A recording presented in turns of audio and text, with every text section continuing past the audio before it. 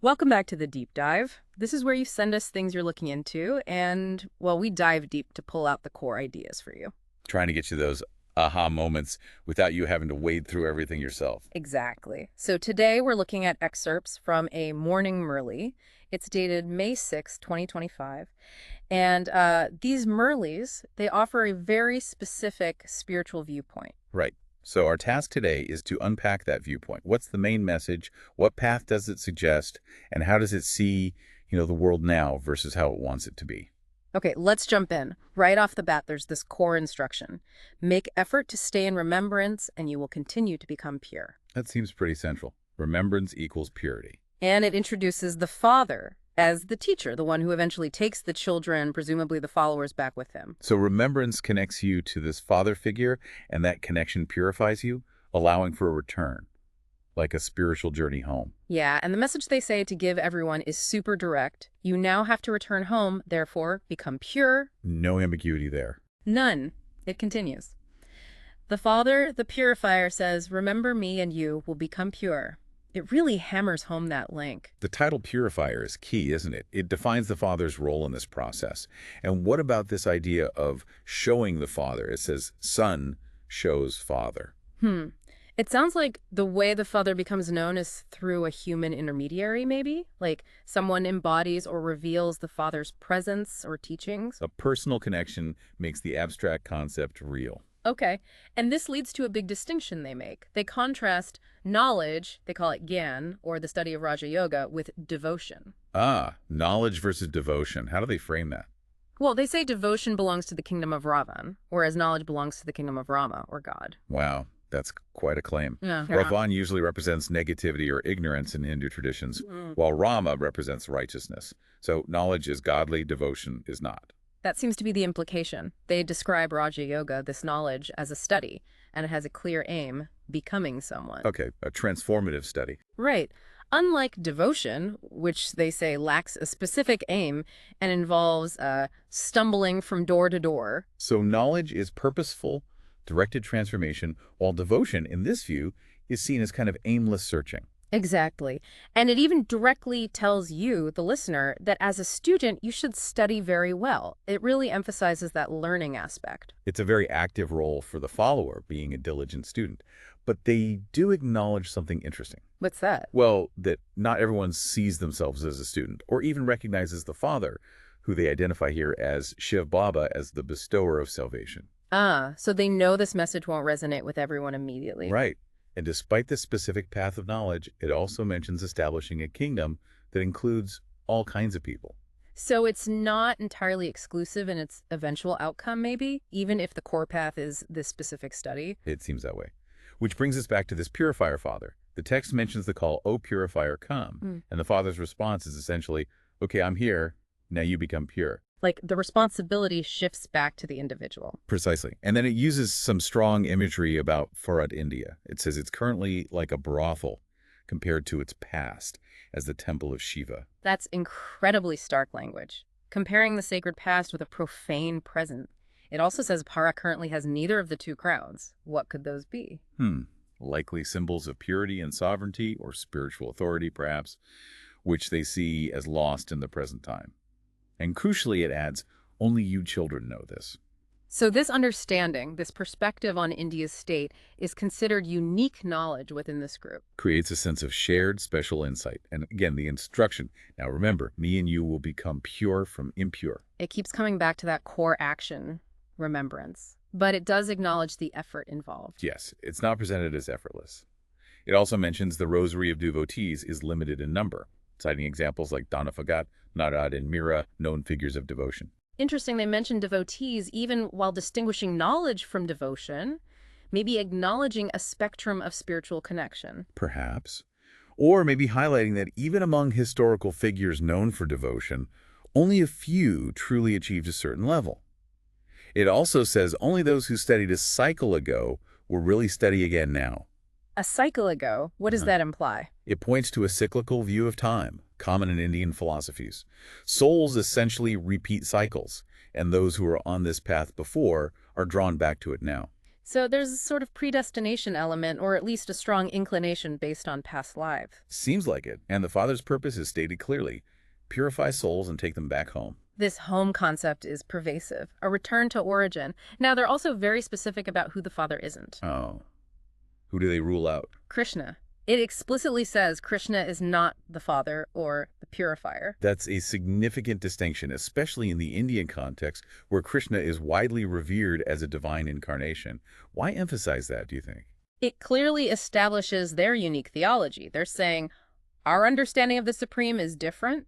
The knowledge of who the real Father is and how he teaches is only known to you children, the followers. They're fighting themselves against mainstream beliefs. And how is this Father introduced? Through that son shows father idea, again, seems like a specific person or manifestation is the conduit. Okay. It also mentions military people, saying they too should remember the Father while doing their duties. So this practice of remembrance isn't just for ascetics. It's meant to be integrated into any life, any profession. Right. And they even reinterpret a concept from the Bhagavad Gita. The Gita suggests dying in battle can lead to heaven. Yes, a common idea. But this Murli says true heaven only comes when the one who establishes heaven comes here. So it redirects the source of salvation away from battlefield death, or any action, really, directly to the presence and action of this father figure. Exactly. It centralizes the Father's role completely. Now, the text frames the current time as an inner battle. Against what? Against Ruven, the five vices. Things like lust, anger, greed, attachment, ego. The usual suspects in spiritual struggles. Makes sense. And the method. To become bodiless. To have faith that you are a soul distinct from the body, remembering the Father. Shifting identity from the physical to the spiritual. Detachment from the temporary self. That's the idea. And in this battle, there's only one supreme commander, so to speak. Only the one Father is the almighty authority, the world almighty authority. So ultimate power resides solely with this Father. How does that compare to other figures? They specifically contrast this with Brahma, Vishnu, and Shankar, the Hindu Trinity. It says the term Shri, the title of respect, isn't used for them in the same authoritative way it's implied for the Father. Establishing a clear hierarchy, the Father is supreme. And the Father is called the ocean of knowledge, sages and holy men. They're described as authorities of the scriptures, but not necessarily authorities of devotion itself. Ah, so direct knowledge from the source, the Father, trumps scriptural interpretation or traditional devotional authority. That seems to be the message. It values direct experience and revelation over textual tradition. It does acknowledge devotees' beliefs, though. How so? It mentions they believe they'll get the fruit of their devotion and they desire to meet God. It even says the Father is pleased when worshipped alone. Worshipped alone, reinforcing that exclusivity. Yes. But it critiques blind faith, where devotees don't really know how God might appear or what God's true form is. Contrasting that uncertainty with their own claimed certainty. Exactly. Saying, you listener, you have now met the Father and understand his entry and incorporeal Father adopting a body. Providing a specific narrative of divine manifestation that devotional paths might lack, in their view. Right. And this ties into their concept of time, this 5,000-year world cycle. Okay, tell me about that. Souls are said to take 84 births within this cycle. Other religions emerged later, after what they call the Copper Age. A very specific cosmology and history. Very. And the Father's greatness, they stress, comes partly from entering Brahma, who is described as just an ordinary person, initially unaware of his destiny. The divine choosing the humble, the ordinary. It's a powerful narrative archetype. It is. And there's this idea of an exchange. Brahma offers his body, mind, and wealth to be a helper. And in return? A future reward, presumably high status in the coming Golden Age. So the Father enters this ordinary body of one who does not know his own births. Someone without spiritual errors or knowledge of their own past lives? Yes. And through this body, the Father teaches this knowledge, this Raja Yoga. So the teaching comes through this chosen individual. Correct. And the knowledge itself is presented as ultimately simple. It boils down to understanding how the gates of hell close and how the gates of heaven open. Okay, simplifying the cosmic drama. And they link Raven's kingdom, the age of vice, with the start of the Copper Age, saying that's when hell's gates opened. Mapping their moral framework onto their historical timeline. Right. And the current time. It's described as half and half. Part old world, part new world emerging. A transition period, the confluence age, they sometimes call it. Exactly. And the way to navigate this transition, to transform, again, it's simple. Remember the Father and your sins of many births will be absolved. That's a huge claim. Remembrance wipes the slate clean across lifetimes. Immense power attributed to that mental focus. It also adds a need to confess all of the sins that you have committed in this birth. So remembrance deals with the karmic baggage of the past, but confession deals with the present life's actions. Seems like it. Acknowledging current wrongdoing is part of the purification process. It touches on understanding past sins, charity, donations. Standard elements of karma and spiritual practice? Yes, but then it offers a specific interpretation of Sri Krishna as Shyam Sundar, Meaning? the ugly and the beautiful one. They suggest the true meaning is often missed, leading people to just depict him as dark blue or black. Shyam. Okay, how do they interpret it? They link it to the soul's journey. In the impure world, the soul becomes ugly due to vices, but through remembrance of the Father, it becomes beautiful or pure again. Krishna symbolizes that potential transformation. Connecting a common image to their core teaching of purification through remembrance. Clever. It is. And the focus for the listener is changing from that ugly state to the beautiful one. This current life, they state, is the last birth. The final one in this cycle. Yes. And it requires renouncing attachment to the physical body to return home, because impure souls cannot go back. So purification in this last birth is absolutely essential for liberation from the cycle. That's the message. Utmost urgency. Then the Murli directly challenges some common devotional stories and beliefs. Like what? Like the story of Shiva bringing the Ganges River down through Bhagirath's hair. The Murli dismisses this, explaining it simply as the natural water cycle evaporation, rain. Replacing a mythological explanation with a, well, scientific one, essentially. Pretty much. It also questions the common desire to go to heaven, the land of Krishna, suggesting people are ignorant about the land of Vishnu, implying maybe a higher or different reality. Challenging popular notions of the afterlife. And what about God's nature? It questions the idea of God being omnipresent if devotees only seem to see Krishna everywhere. Like if God is everywhere, why focus only on one form? A logical critique of devotional focus versus the concept of omnipresence. Right. It presents their view. The Supreme Soul, God, enables the whole play of existence and has to adopt a form to carry out creation. Not necessarily all forms simultaneously in the way omnipresence might imply. A specific understanding of how the Supreme interacts with the world. Yes, and it contrasts the purity of God's world of heaven, the golden age they envision, with the dirt of the present world. Underscoring the need for transformation. Absolutely. It also reframes the idea of God giving happiness and sorrow. It argues that in the golden age there is no sorrow, so God doesn't give sorrow. Sorrow rises later in the cycle due to ravan or ignorance. So God is only the giver of happiness, and sorrow is a product of the cycle's decline. That seems to be the gist. It absolves God of responsibility for suffering, placing it within the mechanics of the time cycle and karma. Okay. It also dismisses certain examples often used in teachings. Like what? Examples of historical kings who supposedly conquered attachment. The Murli calls these false. Why false? It argues that sages and holy men don't even exist in the Golden Age because everyone is pure, and that in the current degraded age, it's basically impossible for a king surrounded by worldly power to truly conquer attachment.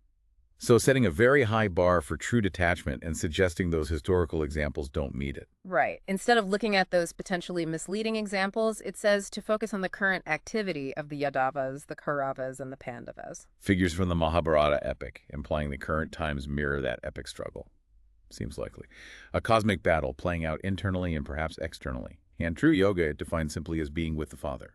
Not complex postures or breathing, but that mental connection, that remembrance. Exactly. The Father's purpose, again, is making Vajra into heaven and doing it with you children, the followers. A collaborative effort, almost. Yes. And the reward for becoming pure now, becoming the masters of that pure world, the future heaven or golden age. So effort now leads to rulership later. That's the promise. And the message to share becomes even more focused. God says, constantly remember me alone. Only love me alone. Do not remember anyone else. Wow, really dialing up the exclusivity. It is. This remembrance, it says, is called unadulterated remembrance. Pure, focused, single-pointed devotion to the Father alone.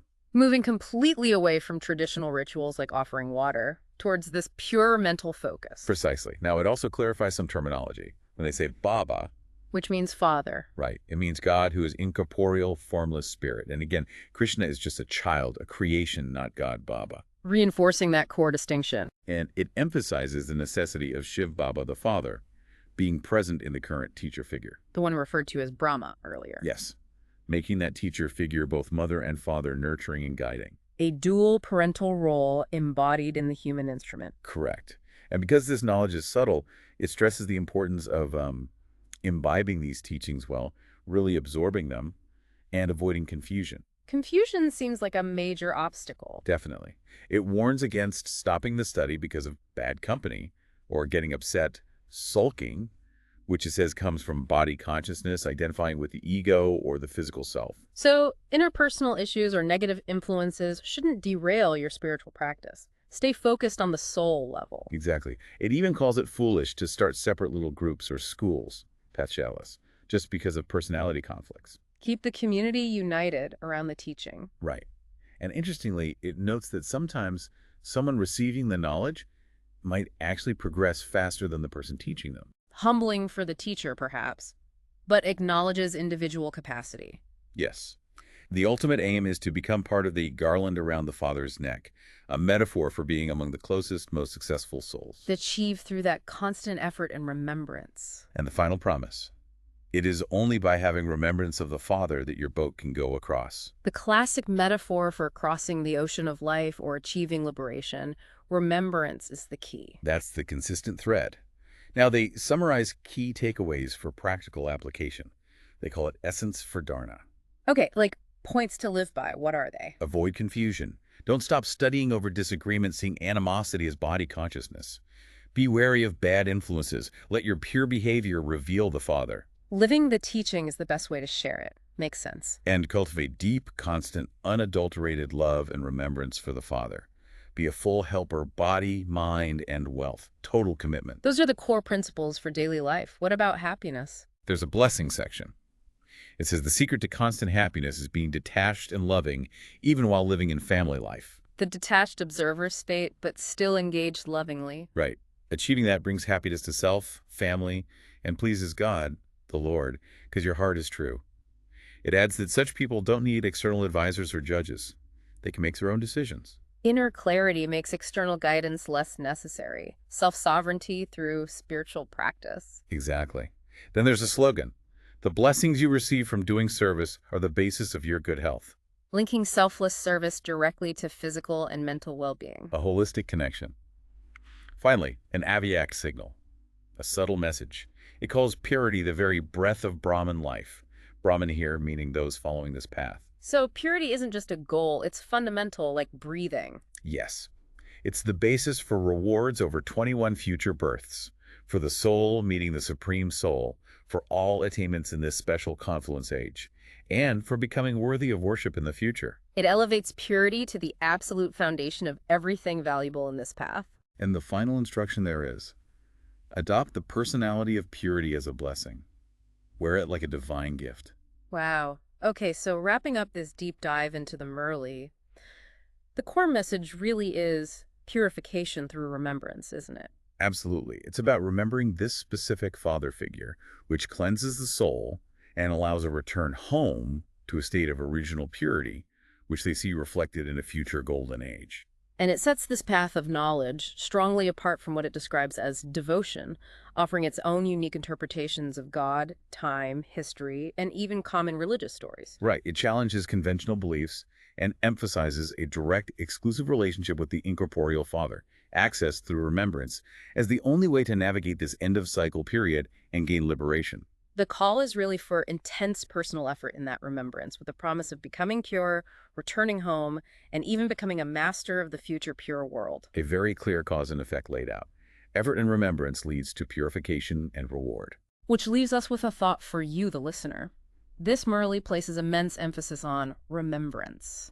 What is it that you constantly remember or focus your mental energy on throughout your day? Yeah, what thoughts occupy your mind, and what impact does that focus have on your sense of self, your feeling of purity or purpose, maybe? How might consciously choosing what you remember actually shift your whole experience? Something powerful to reflect on. What are you holding in your mind?